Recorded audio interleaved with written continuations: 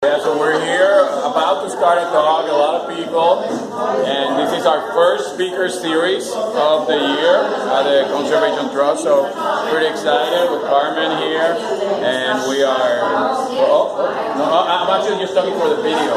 This is just a pre. People are such a commotion that we can't even hear ourselves talk here, but we're glad to be here, about to see something a little different. So. Talk about and give us insights into something that we do every day from the time we wake up to the time we close our eyes when we go to sleep. And think about it anew. I'd like to introduce our friend and neighbor, Carmen Lund. I guess it's a good time. It's a little bit out of the beach time, right? So you can sit down before you have cocktails. But anyway, it's interesting. I've been teaching art a long time, but what I realized is everybody can do art, but everybody doesn't see. And so whether it's doing painting or whether it's baking or whether it's sewing or whatever, you need, like you want to tell a story, you need to know about what you're telling a story about. You can't just talk about anything. So seeing is really important as the beginning for anything you want to do. And so actually it was interesting, I was teaching a class at a museum up in New Haven, and I was thinking about the image of seeing, and I saw these Picassos and Matisse, and I went and took them and made a collage of it. And I thought it was so interesting that artists typically are known for seeing, and they had all these eyes in their work, and these are old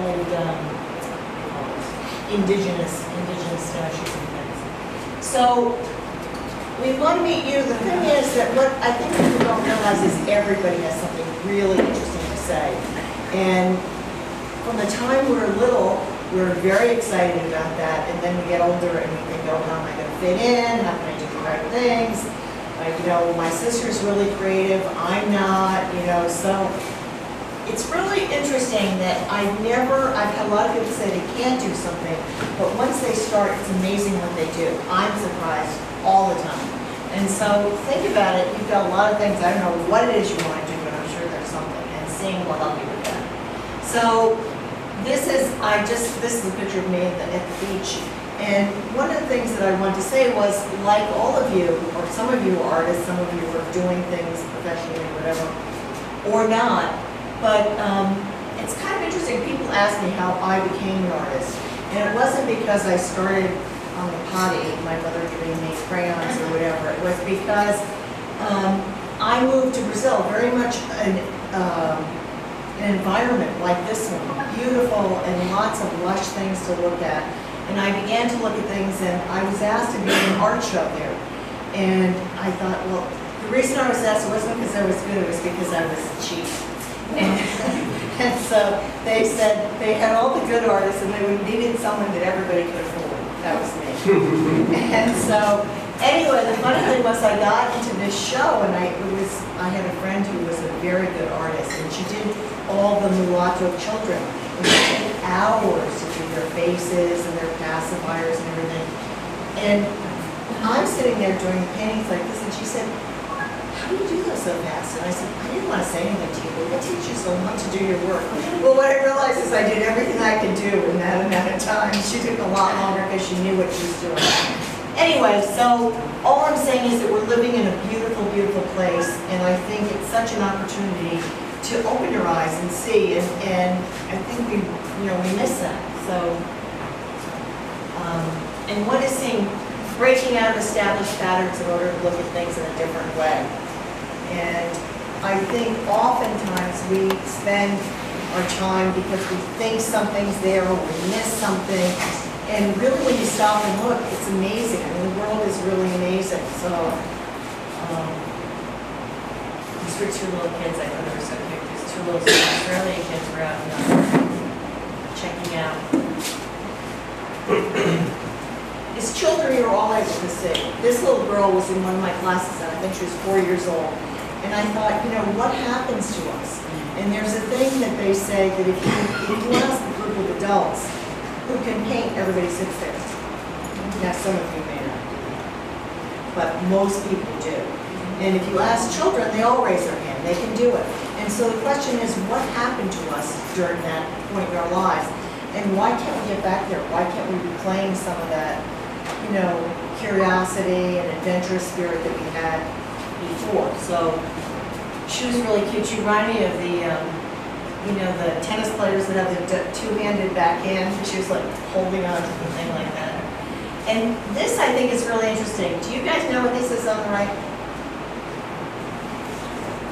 You probably know, 'cause I told you can't tell. Do you know what it is? Have you ever seen the fabric? Who is it? There's a fabric that looks just like that. It's in different colors. It's not Schumacher's. I forget who it is. Here. Well, so I think the thing is that we have to stop and think, what can we do that's going to keep us from going so crazy. So if we can stop that busyness. And I think the other thing that is a problem is that as children, as we're growing up, it's, you're not so good, you can't do this, your sister's great, your brother's athletic, you better stay over there because you're smart, and you're not, whatever. And I think that voice stays with us, and so it's really hard to get out of that. And I think it's an opportunity down here. There's so many things you can try.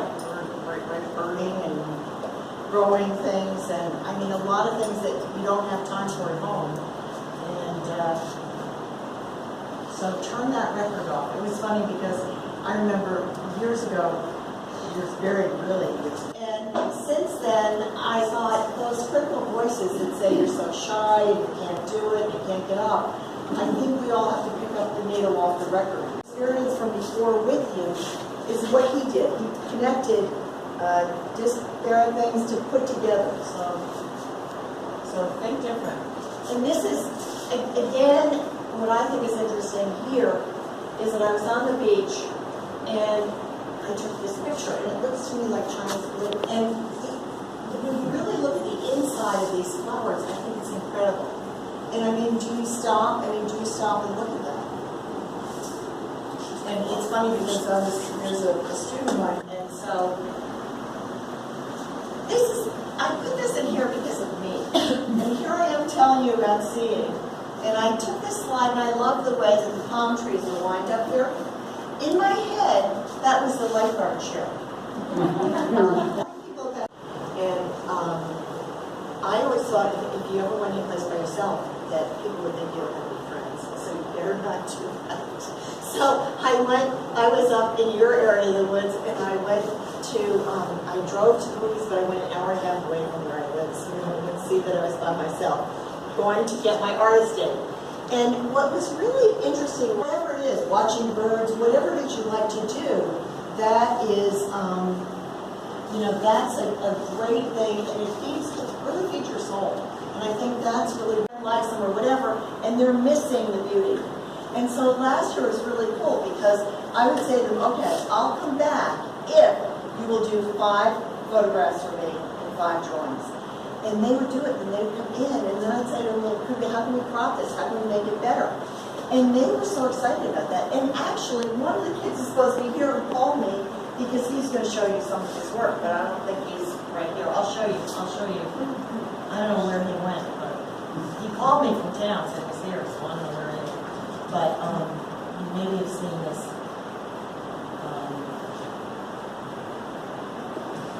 This is him. I took them all to the Save-A-Tree. And I don't know if you know Ardell. Ardell saved the whole park and everything. And we took the kids. So this is one of the experiences that I think is interesting. Is art. She explained the whole Save-A-Tree and the spirituality of it and the healing power of it, whatever. These kids were hugging the tree, they were climbing on the tree, and then I had control of the tree. And afterwards I said to them, I want you to go home and I want you to write 2 sentences about your experience. I felt so connected, I'm so proud of the island, I can't believe we have this right here. They live here. So I think that art Is it not, in the way I teach art, it's not threatening. I mean, I am really interested in what those people have that's unique to themselves, as opposed to telling them this is how you do this. And so when they see that they can do that, one of the kids said to me, oh, well, I was going to be a psychiatrist. I said, well, but I love art so much. I said, well, maybe you could be a art therapist. So I think it just opens doors. My children, when they would draw, the more abstract and the more that the things around was like, that is really cool. Tell me about that. And the teacher was like, this is no good. So, so I hope you'll come. It's going to be on February 3rd. And one of the things that we felt was important was that it's going to be held in the Cultural Center, which is across the Catholic Church, so the Viakenses will feel great there. The Americans are yes. So we're going to do it there, and there's going to be music, and there's going to be food, and the kids are really excited about that. So they would love to see it. Let me see. The Cultural Center. Right, you know where the Catholic Church is? The Fine Arts Center. Yeah, the Fine Arts. Old high school. So this is one of the kid who did that Raymond. That was his first drawing. He never drawn before in his life. That is a rooster. Look at that rooster. I mean, and then after I do a couple of contour things, then I get them to work on color. Look at that color. I mean, that color, to me, there's something that's very in a person from where they live. So I know I have a lot of color because I live in Brazil. But these kids, I mean, one thing after another was just stunning, I felt. And I'm really sorry that there's a bus going down the street. Anyway, so I'm sorry because he was all getting all dressed up.